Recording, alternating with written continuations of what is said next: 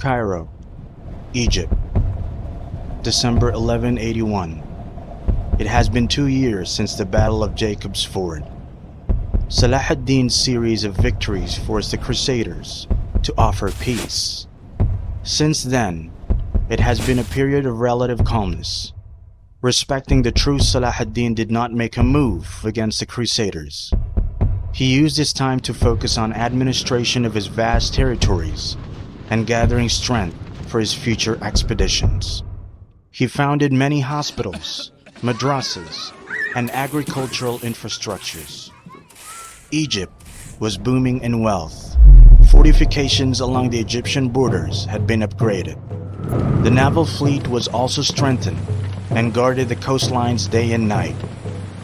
The advantage of increasing security was twofold: preventing future raids by the Crusaders in Egypt, as well as a secure fallback position for the Muslim army if they are forced to retreat in future battles. However, Syria could not be made as secure as Egypt, as Salahdin had to depend on a network of uneasy and complicated treaties and alliances to maintain his power in Syria. Salahdin had to make sure that he had complete and absolute hold in Syria before he attempted to take Jerusalem again. He didn't want to leave untrustworthy political alliances behind his back as he moved against the Crusaders. Here, we see again how Salahdin learned from his mistakes during the Battle of Montgazar, leaving no point of weakness behind the frontiers. Salahdin's court in Cairo. As Salahdin was discussing stately matters with his emirs, a messenger arrived. News from Syria.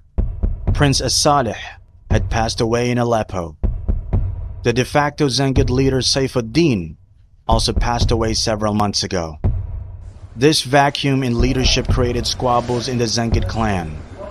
This was high time for Salahdin to increase his influence in Syria. 7th May 1182. Salahdin left Cairo with an army of 8,500 soldiers after a great ceremony. This was the last time Salahdin was on Egyptian land, the springboard from which he launched his political career and emerged as a figure of power. Salahdin would go on to live more than a decade after this, and he would continue to rely on the resources of Egypt for his actions in the future. This proved how well he arranged the administration of Egypt, as well as his ultimate goal and priorities laid in Syria and in the Holy Lands.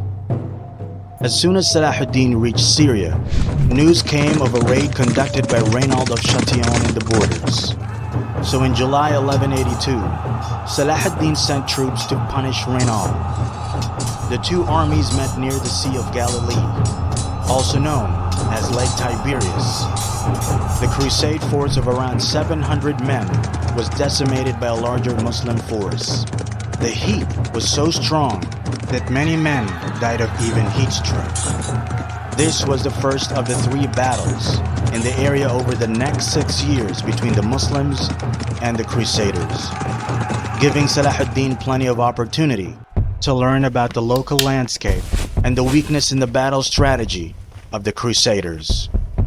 Meanwhile, Salahdin continued with his mission towards Aleppo.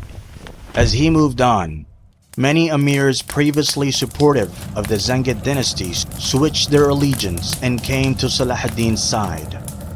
Realizing Salahdin's stronger position, Haran, Edessa, and Raqqa, and many other regions came under Salahdin's control. But when Salahdin reached Aleppo, he chose not to lay siege on the city, rather moved his army further east towards Mosul.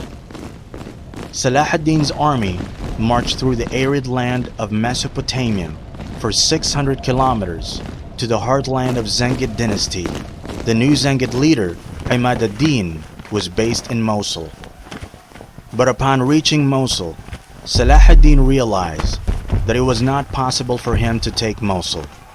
After a long march, his army was exhausted, and Mosul was heavily defended The siege would be long and the damage on Salahuddin's army would be heavy. Salahuddin had to come up with another plan, and Salahuddin always come up with his brilliant plans. In a clever move, he took two formidable nearby fortresses named Sinjar and Amid.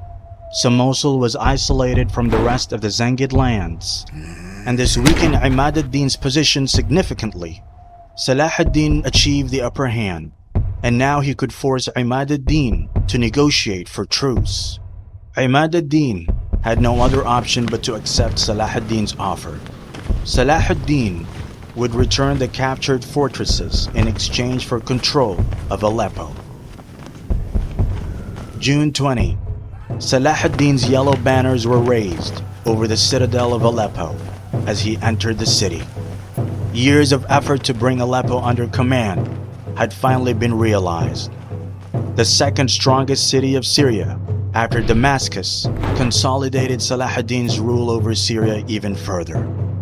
The Crusaders were now afraid. Salahuddin had become even a greater threat for them after the capture of Aleppo. The most powerful Crusader state, the Kingdom of Jerusalem, was now completely surrounded by Salahuddin's territory.